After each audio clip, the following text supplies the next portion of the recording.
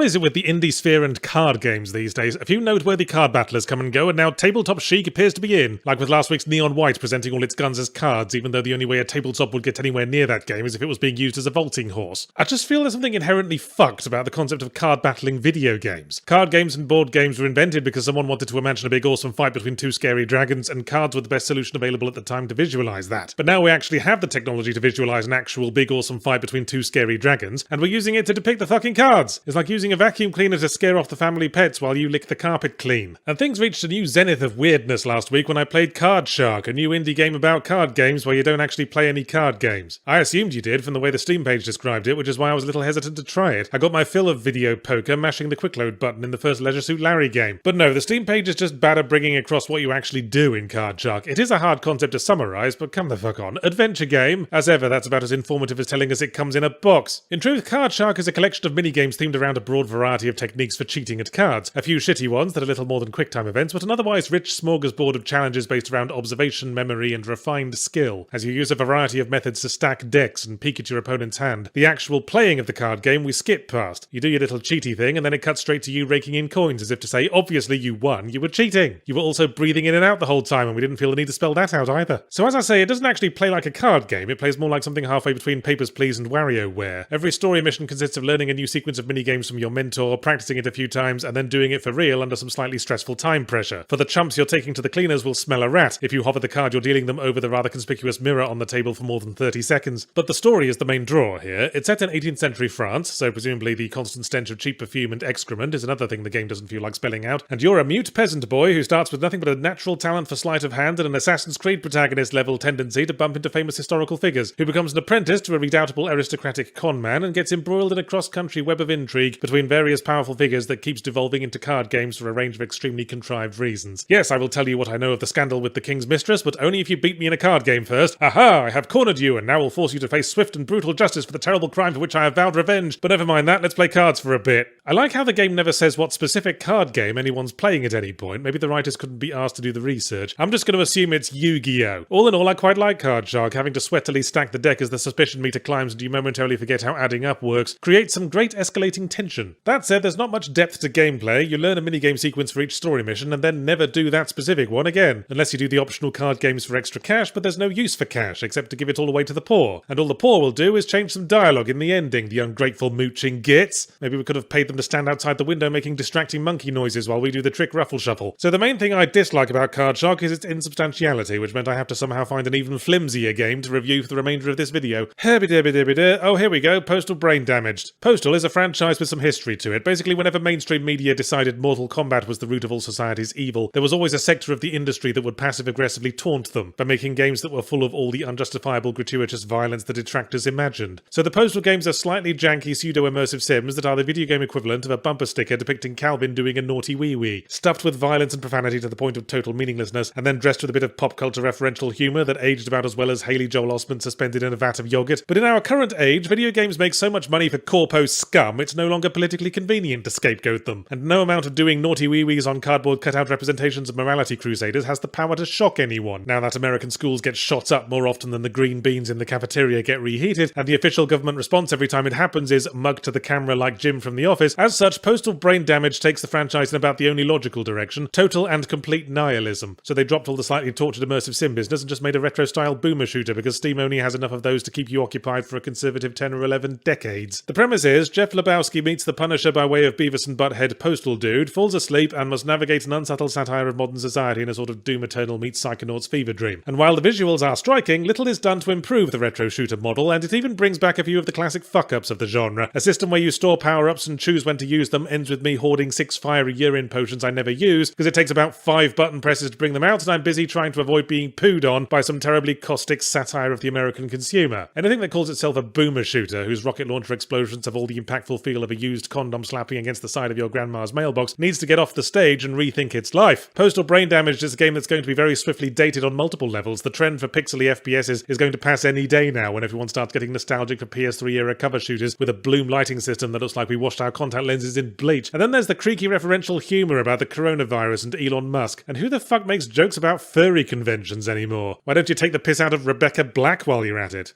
What? I'll ask your mum.